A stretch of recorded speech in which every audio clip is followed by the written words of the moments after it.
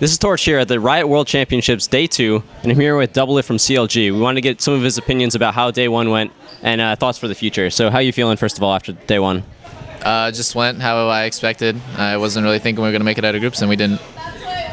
It's a little unfortunate. A lot of the fans were hoping to see you guys make it out, but we did see some really exciting games from you guys. So I wanted to start this interview on a high note. When you were playing against SK Gaming and it came down to that final base swap, how are you feeling going into it from the point that you saw them grab the Baron to the final end of the game? Yeah, so I was actually super pissed off that they got that Baron. I was pretty angry, and I was just split pushing bottom. And what happened was, I'm just split pushing bottom. Like, how the hell did they get Baron? Like, we knew it was going on. You guys just let him do it for free.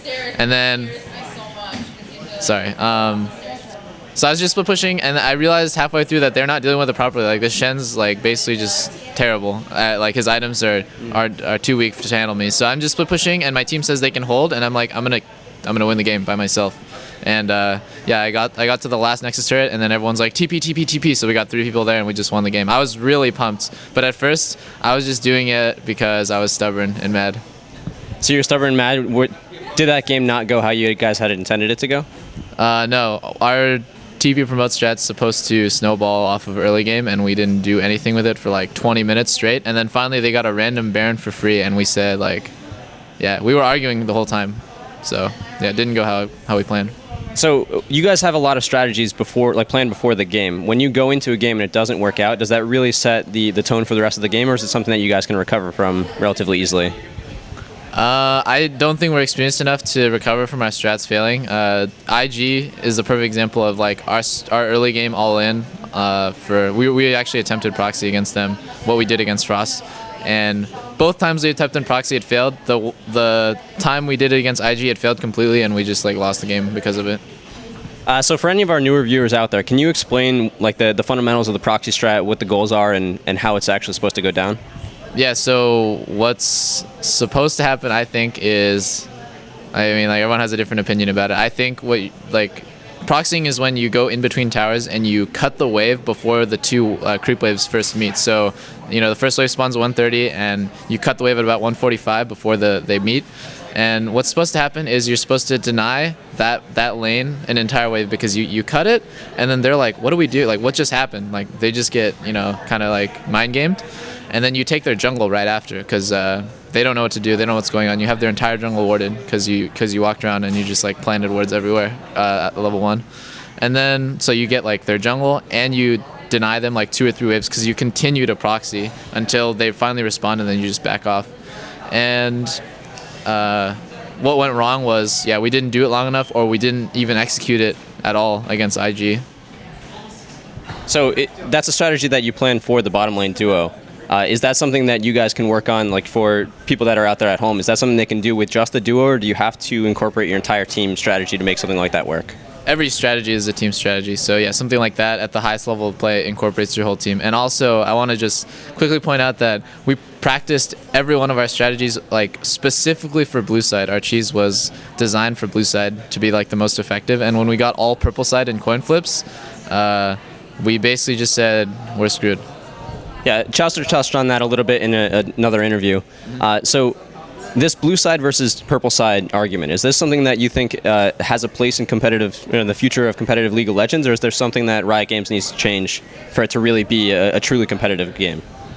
I don't think Riot needs to change anything. I think the game just needs to evolve to the point where sides don't really matter that much. But right now, blue side definitely has, I think, an advantage. And the only advantage you have on purple side is that people, for example, bottom lanes are overconfident on blue side because of how many advantages they have.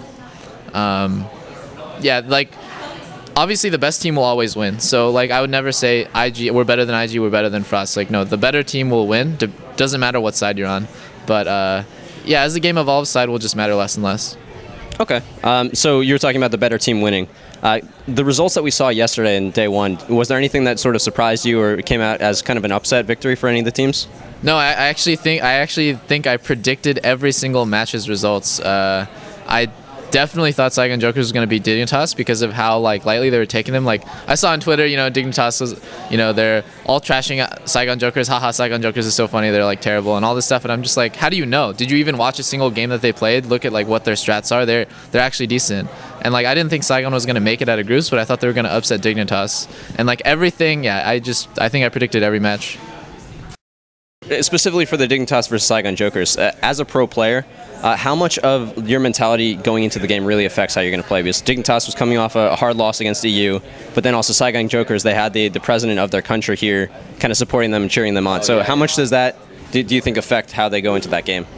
I think if you underestimate your opponents, it's going to bite you in the ass. And if you overestimate your opponents, it's like, it's pretty bad, but it's not too bad. Like, for example, if, let's say Saigon Jokers was playing against M5, they would be like, oh, we're up against M5, we can't win unless we like do some sort of crazy strategy, and they'll like account for that.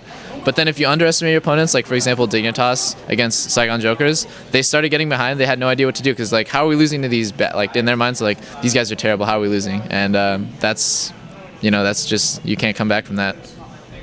The strategies for tomorrow, CLG EU. Yeah. Are they going to be pulling out something that you guys have been working on for a long period of time that maybe you guys didn't get to pull out in this tournament, or is it something that they're specifically working on themselves?